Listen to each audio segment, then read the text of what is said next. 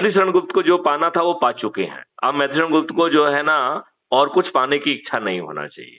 अब मैथिली शरण गुप्त की इच्छा होना चाहिए कि क्या वो महापरिवर्तित भारत जमीन पे उतार सकते हैं जो आज के दुष्ट राजनेता कभी नहीं करेंगे।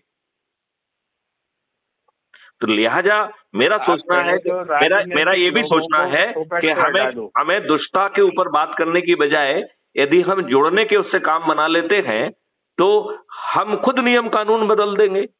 हमें क्या जरूरत है इन लोगों की फिर? आप तो सरल हो जाइए। मैं पूरी तरह सरल हैं। मैं पूरी तरह अब आप जो है अब आप व्यवहार में सरल हो जाइए। एक चीज। अच्छा ठीक है। दूसरी चीज जो है, अब आप लोगों को सुनना ज्यादा शुरू करिए, बोलना कम करिए। आप केवल लोगों की ओपिनियन ऑफर करिए, आपको बहुत परिवर्तन स्वयं में प्राप्त हो जाएगा। नहीं, आपके दोनों सलाहें बहुत अच्छी हैं। हाँ। तीसरी